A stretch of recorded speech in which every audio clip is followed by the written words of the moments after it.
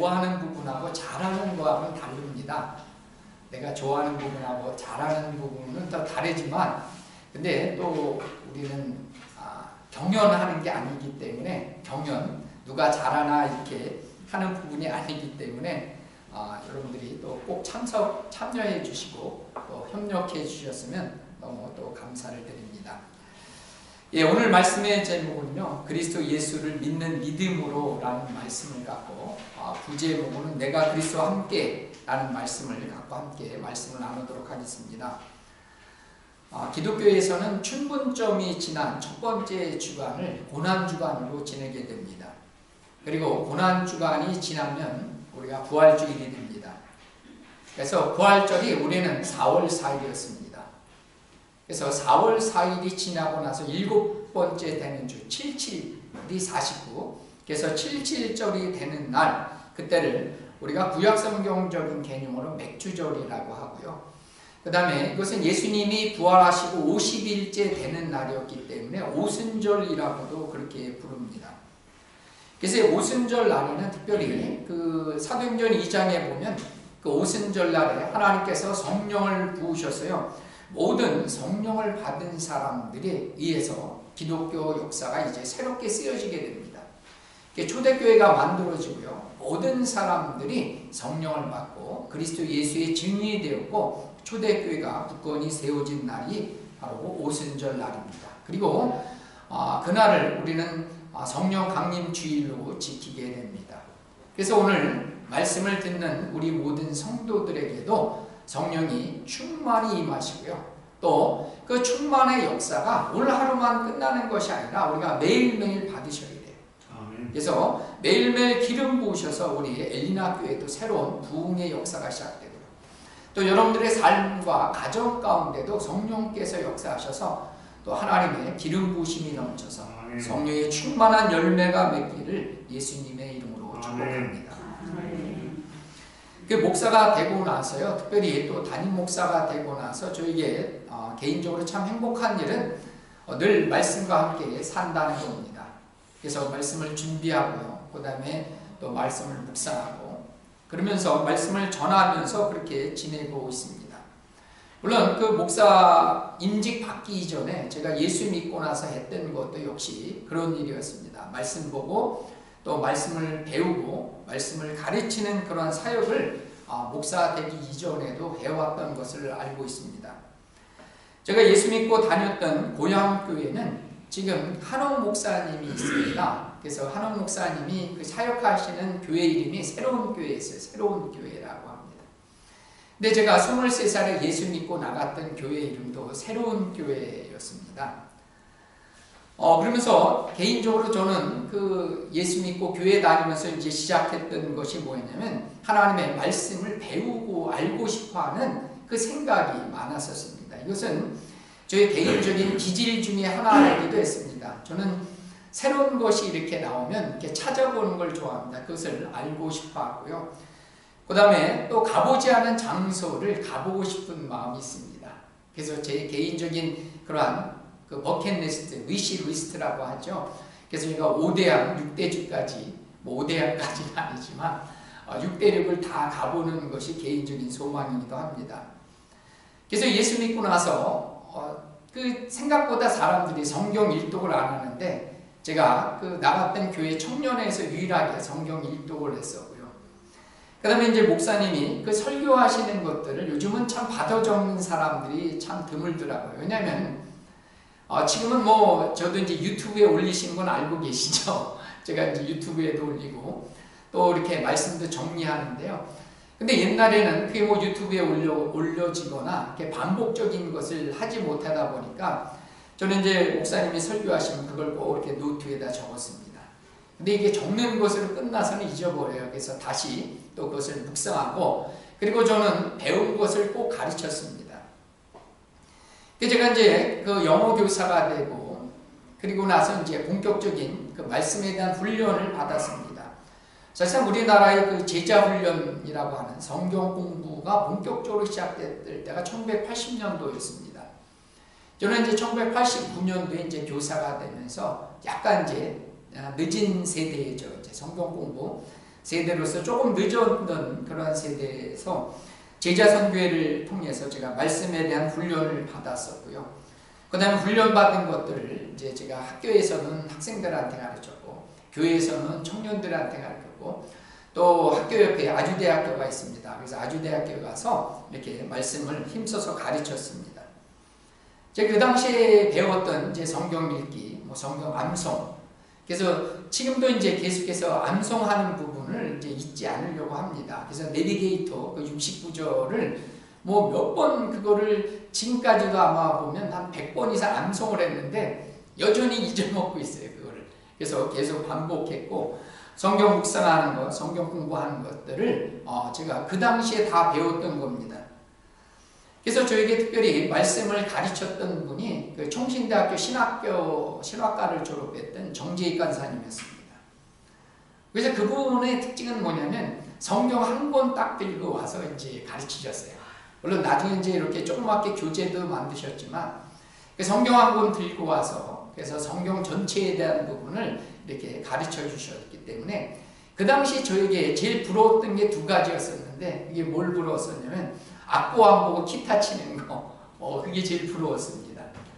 그래서 저도 악보 안 보고 기타 치려고 했었는데 저에게는 음악적 재능은 조금 적은 걸 아시죠?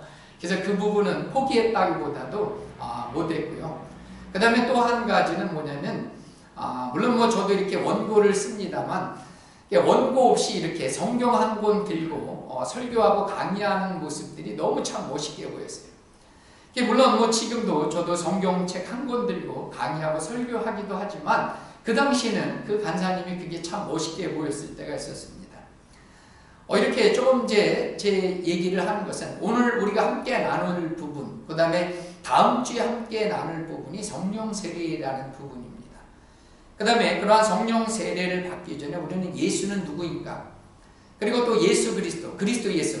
그래서 이 성경 속에 분명히 나오는 얘기지만 우리가 이것에 대한 정의 또는 개념에 대해서 구체적으로 조금 이해하지 못하고 정리되지 않는 부분이 있기도 합니다.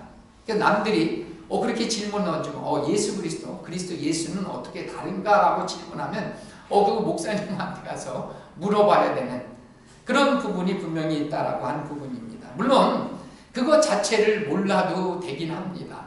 그러나 오늘 우리가 함께 그런 개념들을 함께 나눠보면서요, 특별히 이것이 단지 우리가 2000년 전에 오셨던, 육체적으로 오셨던 예수님을 만나는 데서 우리는 끝나서는 안 된다는 겁니다. 우리가 예수님이 부활하신 다음에 그분은 뭐가 되셨어요? 오늘 제가 표로 나눠주지만 예수 그리스도가 되셨습니다. 부활하신 예수님이 그리스도가 되신 거예요.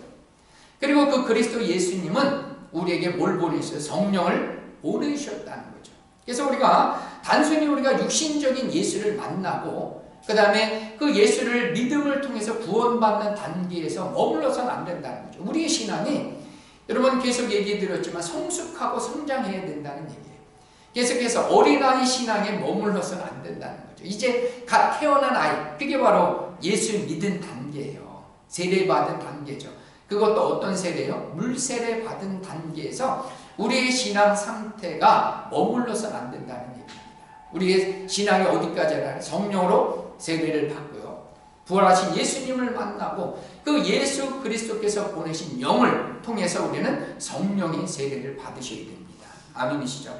그 다음에 더 중요한 것은 이 성령 세례는 한 번 단회적인 사건이지만 이 성령이 날마다 우리의 삶에 있어서 뭐야 돼? 충만해져야 되는 거예요. 그래서 우리가 말하는 것, 우리의 행동하는 것들이 뭐에 이끌려서요? 성령에 이끌려서 살아야 된다는 거죠. 성령에 속한 사람, 성령의 이끌림을 받는 사람들이 되어야 된다는 얘기입니다.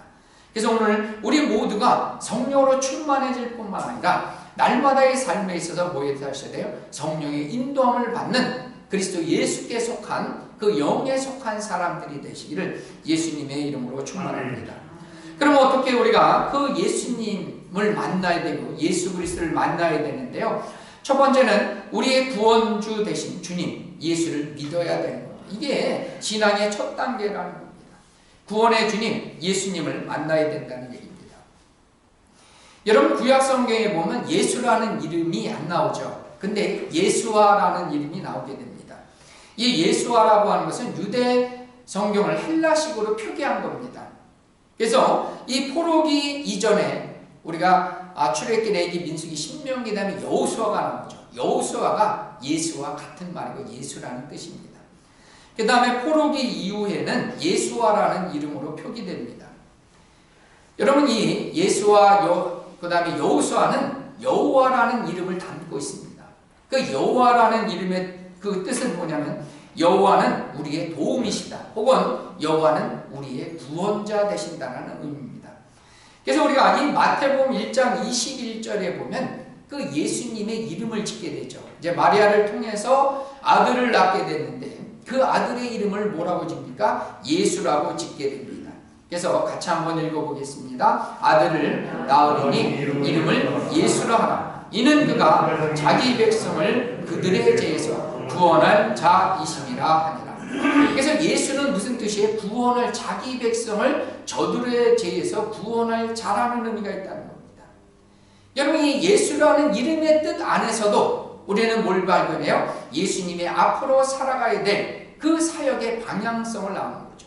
그래서 예수님은 구원주로서 이 땅에 오셨다는 얘기입니다.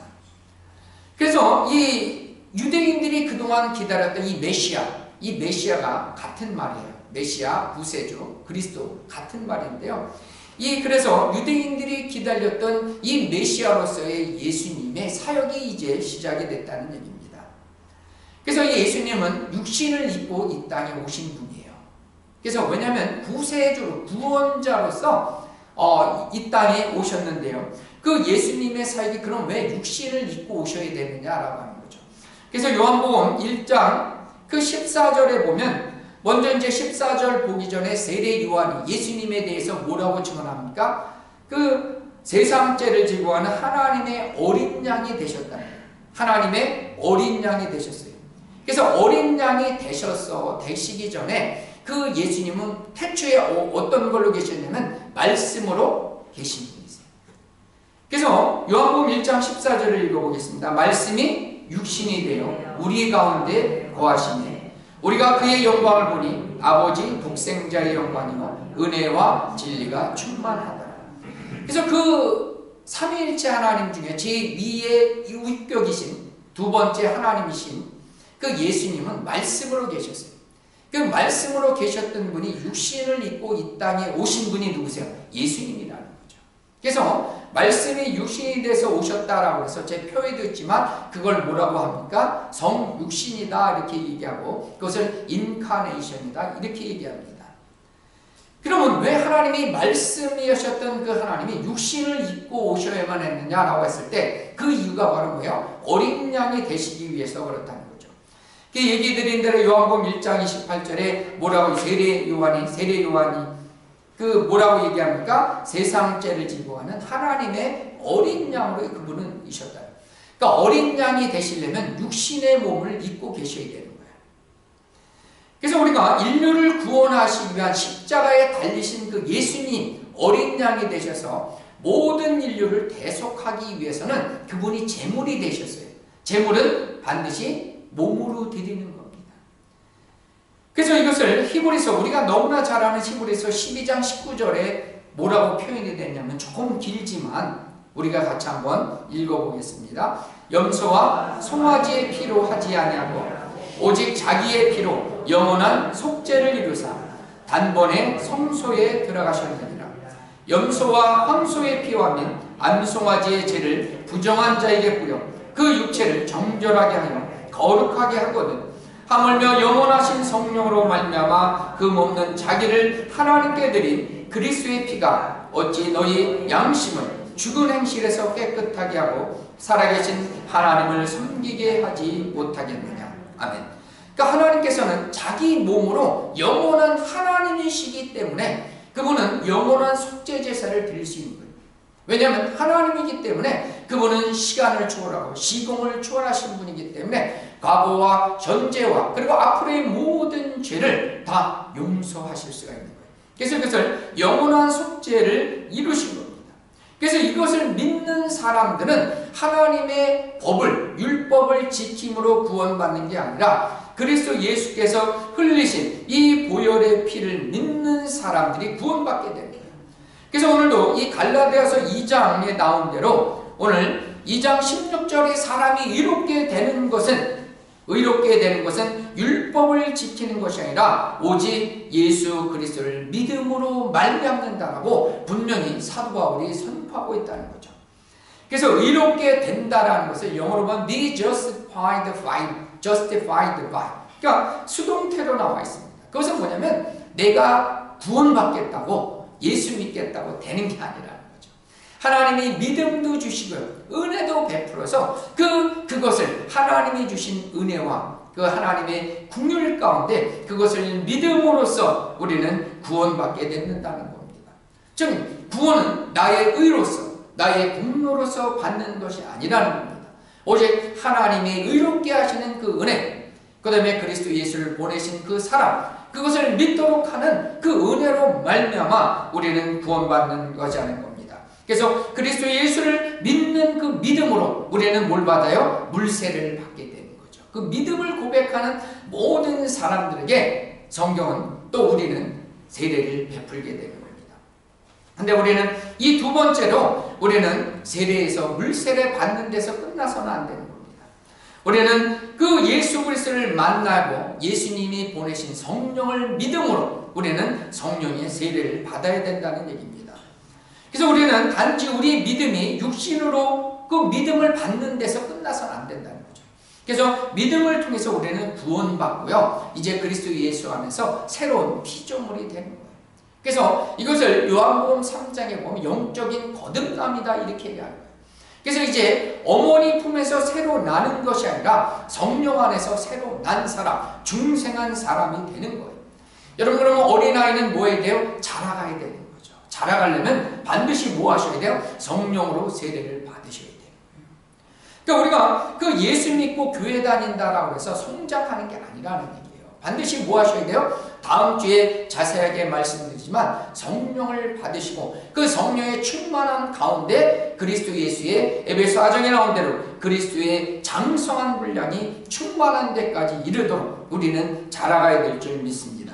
그래서 이렇듯이 성령으로 세례를 받고 성령으로 충만해야지만 우리는 육신적인 삶에서 어린아이에서 이제 벗어날 수 있는 거예요. 여러분, 그런 얘기 가끔가다 하죠. 왜 저 사람은 변하지 않을까라고 하는 거죠. 교회를 그렇게 많이 다녔는데도 성경을 많이 하는 것 같은데도 보면 하는 행동은 똑같아요. 왜 똑같을까요? 성령 받아야 된다는 거죠. 그러니까 받아야 되는 뿐만 아니라 우리는 뭐 하셔야 돼요? 성령으로 충만해져야 되고 그 충만함이 어떻게 하셔야 돼요? 날마다 충만해야 된다는 거죠. 그래서 사도행전에 보면 성령으로 세례를 받았어요. 사도행전 2장이. 근데 그들이 4장에서 계속해서 6장에서 8장에서 계속해서 나온 게 뭐예요? 날마다 충만해져야 된다. 그래야지만 사도로서의 사명을 감당하는 거예요. 저도 목사로서 이 사명을 우리가 지난주 설교 때 은혜 받았어요. 그러면 그러고 나서 그 다음에 끝나면 얼마나 좋겠어요. 왜?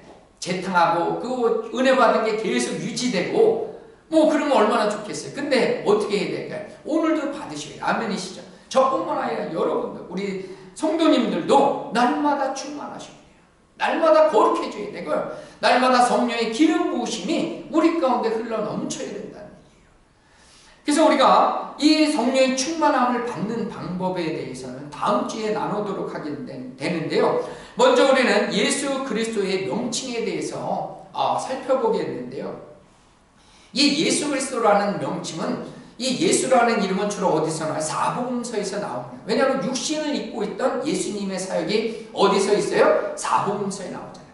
근데 그 예수님이 십자가에 죽으시고 부활하신 다음에는 뭐가 되셨어요? 그 예수가 그리스도가 되셨어요. 그래서 그것을 우리는 뭐라고 부릅니까? 예수 그리스도라는 명칭이 사도행전서부터 본격적으로 우리는 발견하게 되는 거예요. 그래서 우리는 그 예수님이 그리스도가 되셨다라고 해서 예수 그리스도다 이렇게 얘기하는 거예요. 그래서 사도행전 좀 작지만 2장 36절 말씀을 읽어보겠습니다. 그런즉 이스라엘 온 집은 확실히 알지니라 너희가 십자가에 못 박은 이 예수를, 그죠? 십자가에 못 박은 건 몸으로서 못 박히신 거예요. 예수님이 몸으로서 못 박히신 예수를 하나님이 주와 그리스도가 되게 하셨느니라 하니라. 그 다음에 사도행전 4장 10절 말씀입니다. 너희와 모든 이스라엘 백성들은 알라. 너희가 십자가에 못 박고 하나님이 죽은 자 가운데 살리신 나사렛 예수 그리스도의 이름으로 이 사람이 건강하게 되어 너희 앞에 섰느니라. 십자가에 못 박힌 분은 예수님이 어린 양이 되셔서 십자가에 못 박힌 거예요. 그 예수님이 뭐가 되셨어요? 예수 그리스도가 되신 거예요. 그 다음에 사도행전 17장 3절에 보면요, 같이 읽어보겠습니다. 뜻을 풀어 그리스도가 배를 받고 죽은 자 가운데서 다시 살아나야 할 것을 증언하고 이르되 내가 너에게 전하는 이 예수가 곧 그리스도라 하니. 아멘. 그러면 여러분 그 표에도 나오지만 예수 그리스도와 그리스도 예수의 차이는 뭐냐면 예수님이 그리스도가 되셨다는 거예요. 그래서 그 사도행전 2장 36절에 나온 대로 십자가에 못 박힌 우리를 구원하시며 몸을 입고 오신 예수님이 십자가에 못 박힘으로 말미암아 그 예수님이 뭐가 됐어요? 그리스도가 되신 거예요. 그래서 그것을 우리는 예수 그리스도다 이렇게 얘기하는 거예요. 그리스도에 대한 설명은 조금 있다 하지만 그럼 그리스도 예수는 뭐예요? 그리스도 예수이신 하나님이세요. 그 차이가 뭐냐면 그 예수님이 그리스도가 되셨다라고 하는 부분과 그리스도 예수는 결국은 같은 말이지만 쓰임이 조금 달라요. 그래서 예수님을 알고 부활하신 예수님을 만나고 단지 육신적으로 알아갔던 그 하나님 대신 예수님을 안 사람들에게는 그리스도 예수라는 표현을 써요. 그런데 우리들에게는 뭐가 되는 거예요? 그 예수는 그리스도 예수. 이미 예수님이 뭐 하셨어요? 죽으시고 부활하시고 승천하신 것을 이미 알았어요. 예수님의 모든 사역을 안 사람들은 이제 뭐라고 부르는 거예요? 그래서 신약 시대의 사람들, 현재 우리들에게는 그리스도 예수를 아는 거예요. 무슨 얘기냐면 저는 그냥 홍강표입니다. 근데 제가 목사가 됐어요. 그러면 뭐가 돼요? 홍강표 목사가 된 거예요. 근데 여러분은 이미 뭐 하시는 거예요? 목사인 나를 아는 거예요, 이제는. 그래서 목사 홍강표로 저를 부르는 거예요. 그래서 이 그리스도라는 것은 무슨 뜻이냐면 여러분 이 그리스도라고 하는 것은 크리스토토스라고 하는 헬라어입니다. 이 의미는 기름 붓다라는 기름 붓다. 그래서 이 그리스도라는 것이 어떤 직책에 쓰임됐을 때는 직분에 쓰였을 때는 기름 부음을 받은 자를 의미하는 거예요. 기름 부음을 받은 자라는 것이 그리스도랍니다. 그래서 이 헬라어로서 이 메시아스라고 하는데요. 이 메시아스가 이 영어식으로 발음될 때는 메사야가 되는 거죠. 그것을 우리나라식으로는 메시아가 되는 거예요. 그 같은 말이에요. 메시아는 영어식 표현이고요. 그 다음에 메시아스는 헬라어적인 개념이고, 그래서 이 크리스토토스라는 그런 의미입니다. 그래서 예수님으로 몸을 입고 오신 예수님이 뭐가 되신 거? 우리에게는 그리스도 예수가 되신 거예요. 그래서 이 옛날에 그 구약 성경도에 기름 부음을 받는 직책이 세 종류가 있었어요. 세 명을 세울 때는 특별히 뭘 부었어요? 기름을 부어서 세웠다는 거죠.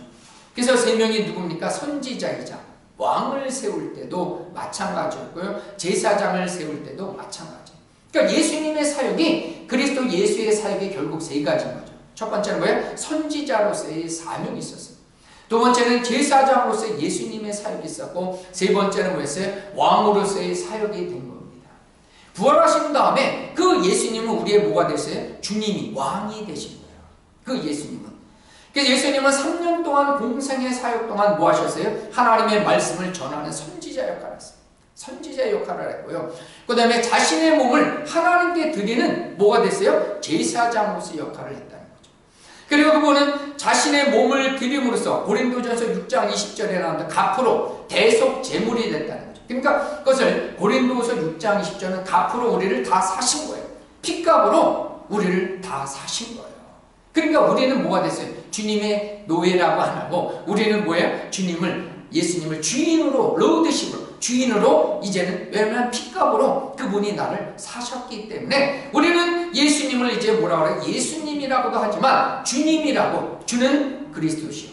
베드로의 고백처럼 주님이 예수님이 나의 주님이 되시고 이제 나의 그리스도가 되신 겁니다. 왕으로서의 나의 하나님으로, 이제 구원주 예수로서 내가 이제 그 주님을 믿게 되었다는 얘기입니다. 그래서 이제 빌립보서 2장에 보면 이제 사도 바울이 빌립보서 2장 10절과 11절에 뭐라고 고백하느냐라고 하는 거죠. 자, 같이 한번 읽어보겠습니다. 하늘에 있는 자들과 땅에 있는 자들과 땅 아래에 있는 자들로 모든 무릎을 예수의 이름에 꿇게 하시고 모든 입으로 예수 그리스도를 주라 시인하여 하나님 아버지께 영광을 돌리게 하셨느니라. 왜 모든 무릎을 꿇어요? 그분이 핏값으로 다 나를 사셨기 때문에 그렇다. 핏값으로 그분이 다 지불하셨어요. 이것을 대속제물이다, 대속물로 영어로는 랜섬이라고 하는데 이미 다 사신 거예요, 그분이. 그래서 우리는 그 예수의 이름에, 그 예수라는 육신의 몸을 입고 오셨던 분이지만 그분이 뭐가 되셨지? 그리스도, 나의 주, 나의 왕이 되신 겁니다. 그래서 이제 우리는 뭐 했어요? 주님을 주님이라고 고백하는, 예수님을 나의 주님, 나의 하나님으로 고백할 수 있게 되었다는 얘기입니다. 그래서 우리는 이렇듯이 뭐가 됐어요? 부활하신 예수님이 우리의 주님이 되셨기 때문에 이제는 우리는 그 주님을 주님으로 모시고 주님을 찬양하고 주님의 그 죽으심과 다시 부활하심과 나를 영원토록 살게 하신 그 예수님을 우리는 뭐 하세요? 찬양하는 겁니다. 그래서 예수님이 이 땅에 오심으로 임마누엘 대신, 예수님의 또 다른 이름은 임마누엘 대신 하나님이세요. 그 임마누엘의 뜻은 뭐야? 영원토록 우리와 함께 하신 하나님. 우리 한번 크게 한번 해보겠습니다. 임마누엘 하나님, 영원히 나와 함께 하신 하나님. 그죠? 나와 함께 하시는 하나님이 임마누엘인데요. 그 임마누엘 대신 하나님의 시작은 예수님이 이 땅에 오심으로 시작됐어요. 근데 여러분, 그 예수님은 육신의 몸을 입고 오셨어요. 그럼 육신의 몸을 입고 계셨던 분이 서울에 계시면 이 청주 땅에 같이 계실 수 있어요, 없어요? 빨리 없다고 하셔야지. 같이 있을 수 있어요, 없어요? 육신의 몸을 입고 오셨던 그 예수님은 한 곳에만 있었어요. 제자들과 함께 있었어요. 그럼 그분이 영원토록 함께 하신 하나님이 되기 위해서는 뭐가 되셨어요? 영으로, 부활의 몸을 입고 계셔야 돼요. 그 부활의 몸, 영으로 계셔야지. 여러분, 부활하셔서 부활의 몸을 입고 있을 때 예수님은 어떻게 했어요? 문이 닫혔어요. 근데 예수님은 그 문을 통과해서 제자들과 함께 계셨다는 거예요. 그 말은 뭐냐면 부활하신 다음에는 그분은 모든 곳에 다 함께 있을 때는, 서울에 계신 분도 예수님을 믿으면 그 예수님이 뭐 했어요? 서울에도 계시는 거예요. 청주에서 내가 예수를 믿었을 때 그분은 시공간을 통과해서 2000년 전에 죽었던 그 예수님이 지금 현재 나에게 구원을 베푸시고 나와 함께 하시는 진정한 임마누엘이 되신 것은 뭐였어요? 부활의 몸을 입고 오시고 나의 주님이 되셨을 때 그 예수님은 나와 함께 할 수 있다는 거예요. 그래서 예수님이 떠나가시기 전에, 승천하시기 전에 그 뭐라고 얘기하셨냐면, 그 요한복음 16장 7절에 뭐라고 얘기하셨냐면, 제자들이 이제 예수님이 떠나간다고 하니까, 내가 이제 십자가를 죽는다고 하니까 제자들이 어떻게 했어요? 3년 동안 함께 하신 예수님이 죽으니까 가지 말라고 했을 거예요. 그렇게 하지 말라고 베드로도 얘기했잖아요. 고난받고 죽게 되었을 때. 그러나 예수님이 16장 7절에 뭐라고 얘기했냐면, 같이 한번 읽어보겠습니다. 그러나 내가 너에게 실상을 말하노니 내가 떠나가는 것이 너에게 유익하니 내가 떠나가지 아니하면 보혜사가 너희에게로 오지 아니할 것이요 가면 내가 그를 너희에게로 보내리니. 아멘. 내가 하나님 승천해서 하나님 우편에 가는 게 좋다는 거예요. 여러분, 부활한 그 예수님이 함께 있는 게 좋아요? 떠나가는 게 좋아요? 함께 있는 게 좋잖아요, 우리는. 근데 예수님은 육신의 몸을 입고 있는 예수님이 떠나가야 되는 거예요. 떠나가야지 우리는 어떻게 돼요? 그 예수님이 함께 있으면 좋지만 떠나가는 게 유익한데, 왜 그러냐면 떠나가면 보혜사 성령님을 너희에게 보내주시겠다는 거예요. 그래서 우리가 만나야 될 하나님은 육신으로 계신 분이 아니에요. 예수 그리스도의 영으로 다시 오신 보혜사 하나님을 만나는 거예요. 막 헷갈리기 시작하시죠, 조금. 육신으로 계셨던 그 예수, 구원주로 오셨던 그 예수님이 십자가에 달리심으로 우리의 주님이 되셨어요. 그 주님이 뭘 보내시는 거예요? 보혜사 성령 하나님을 이 땅에 보내셨다는 얘기입니다. 그래서 우리는 이 보혜사 성령 하나님을 믿고 성령으로 세례를 받고 이 성령으로 충만해져야 된다는 얘기입니다. 그래서 이 보혜사 하나님을 믿는 믿음 안에서 살아가야 된다는 얘기입니다. 그러면 이 보혜사 성령님을, 보혜사라는 뜻은 곁에 서서, 그 헬라어는 파라클레이토스라고 합니다. 우리 같이 한번 해볼까요? 파라클레이토스. 파라클레이토스. 이 P-A-R-A는 파라라고 하는 것은 곁에, 바이라는 개념입니다. 곁에 서서 늘 함께 도우시는 하나님이세요. 그래서 이 보혜사 성령님은 우리와 늘 함께 하신, 예수님은 부활하신 다음에 하나님 우편으로 가셨어요. 근데 그분은 다시 뭐 하세요? 재림의 주님으로 다시 오세요. 그러면 주님이 떠나가는 게 아니라 뭘 보내셨어요? 우리와 늘 함께 하시는 성령 하나님, 보혜사 하나님, 성령 하나님, 진리 가운데 이끄시는 그 하나님을 우리에게 보내주셨다. 그래서 요한복음 14장 16절 17절을 읽어보겠습니다. 내가 아버지께 구하겠으니 그가 그 또 다른 보혜사를 너희에게 주사 영원토록 너희와 함께 있게 하리니 그는 진리의 영이라. 세상은 능히 그를 받지 못하나니 이는 그를 보지도 못하고 알지도 못함이라. 그러나 너희는 그를 아나니 그는 너희와 함께 거하시며 또 너희 속에 계시게 했음이니라. 아멘. 여러분, 그래서 우리가 그리스도 예수를, 육신적인 예수를 믿었지만 그 예수의 영이 뭐였어요? 영접하는 순간 주님의 영이 우리 안에 있는 거예요. 그래서 이것을 나중에 요한 1서 5장 11절 12절에 보면 우리가 예수 앞에 죽어서 또는 천국에 갔을 때 우리 안에 뭐가 있어요? 예수의 영이 있는 거예요. 그래서 요한 1서 5장 11절 11절에 보면 아들의 영이 있는 자는 영생을 얻는 겁니다. 뭐가 있는 것은요? 우리 안에 계신 아들의 영, 그리스도의 영, 보혜사 다 같은 말이에요. 그래서 아들의 영이 있는 사람은 구원을 받고 영생에 이르고 아들의 영이 없는 자는 심판에 이르게 되는 겁니다. 그러니까 나중에 하나님 앞에 섰을 때 우리 안에 뭐가 있으면 그리스도 예수의 영, 성령 하나님의 계신, 그래서 우리는 뭘 알아야 돼? 우리 안에 계신 성령 하나님을 알아야 되는 거예요. 하나님이 어디 계시냐 했을 때 우리 안에 계시는 거예요. 믿음으로 우리가 영접하고, 그래서 우리 안에 계신 그 하나님과 이제는 어떻게 하셔야 돼요? 그 하나님과 함께 살아가는 단계가 세 번째예요. 이제는 우리는 우리 안에 계신 그 하나님, 그분은 어떤 영이라서? 진리의 영이라서, 진리의 영. 그래서 우리를 진리 가운데 이끌시고요, 우리로 하여금 생각나게 하시고요, 죄를 생각나게 하시고요, 그 다음에 기도할 때 도와주시고요. 여러분, 기도할 때 힘들잖아요. 그러니까 말할 수 없는 탄식으로 도와주시는 분이 누구세요? 성령 하나님. 그래서 우리는 기도할 때 여러분들 1시간 넘게 기도하는, 저도 오늘은 정말 힘들거든요. 기도하는 게 쉽지 않은 거예요. 성령 안에서 기도하셔야 돼요. 그래야지 우리는 여러분 10분을 기도를 못해요. 왜 못해요? 성령 받으셔야 되는 거예요. 10분 기도하는 게 아니라 1시간 기도하는 거 너무 어려워요. 여러분, 예수의 복음을 들고 복음을 전하는 거 아무나 못해요.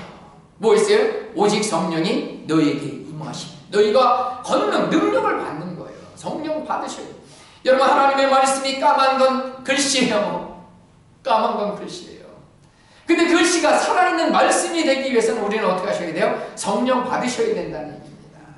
성령 받으셔야 돼요. 성령이 깨닫게 하시고 그 진리 가운데 이끄시고 또 성령으로 충만해야지 세상 가운데 뭐 하셔야 돼요? 담대히 예수의 복음을 전하는 거예요. 그래서 사도행전에 나오는 모든 역사, 성령의 역사는 뭐예요? 성령 충만한 자들의 삶이었어요.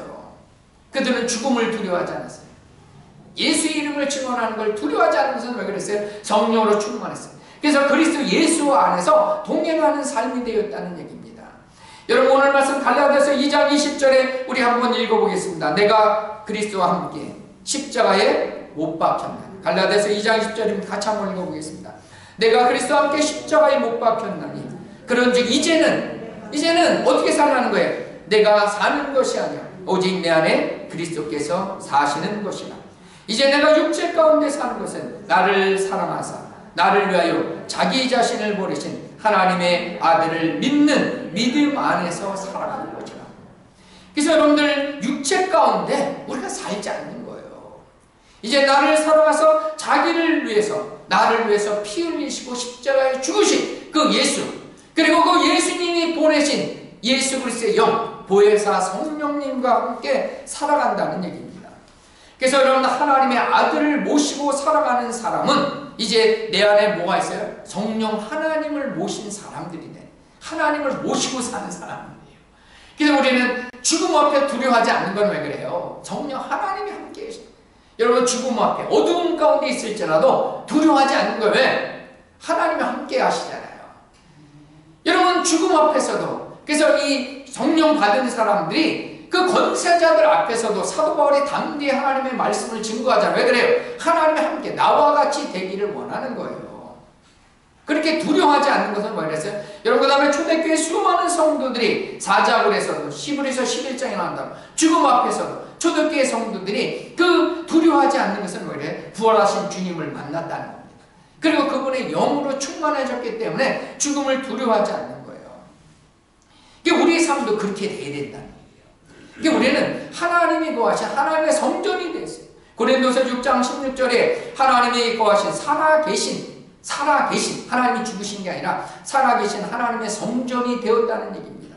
그래서 우리는 그 하나님을 모시고 사는 사람들은 그런즉, 읽어보겠습니다. 그런즉 사랑하는 자들아, 이 약속을 가진 우리는 하나님을 두려워하는 가운데서 거룩함을 온전히 이루고 육과 영의 온갖 더러운 것에서 자신을 깨끗하게 하자. 여러분, 하나님을 모신, 안 보이는 게 아니에요. 그분은 나와 함께 하시는 그 하나님 앞에서의 삶을 살아가기 때문에 우리는 두려움 가운데 거룩함을 지키고, 그 다음에 그 하나님으로 충만해져서 하나님의 일들을 감당해야 된다. 그래서 이제 말씀을 정리하면서 우리는 뭐예요? 예수 믿는 단계. 그래서 우리는 이제 그 단계는 넘어선 사람이에요. 그래서 예수를 육체대로 알지 않는다 그래서 오늘 제가 주었던 고린도서 5장 16절 말씀에 보면 육체대로 알지 않는다 그랬어요. 그분은, 그래서 이제 그 예수님을 믿고 나서 우리는 뭐였어요? 완전한 데, 히브리서 6장 1절에 3절에 완전한 데 나가. 완전한 데는 어디까지요? 그리스도 예수의 충만한 단계까지 나가셔야 된다는 거죠.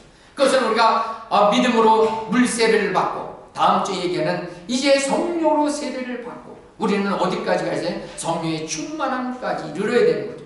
여러분, 성령 충만한 사람들이 나가서 복음을 전할 때 그리스도 예수의 사람들이 많아지고, 초대교회는 말씀의 굳건히 서서 하나님의 교회는 흥황해졌다는 것이 사도행전 역사입니다.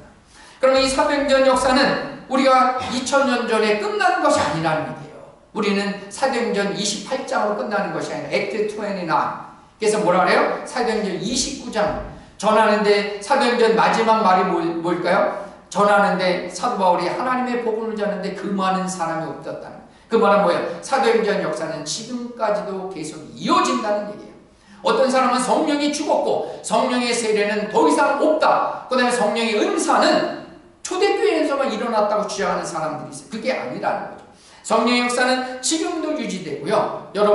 저와 여러분들이 이제 성령으로 충만해져서 하나님의 교회를 굳건히 세우고 날마다 충만해지는 가운데 교회가 흥망하여 세력을 얻는 저희 엘리나 교회 되시기를 예수님의 이름으로 축복합니다. 아멘. 우리 내가 그리스도와 함께 십자가에 못 박혔나니 같이 한번 찬양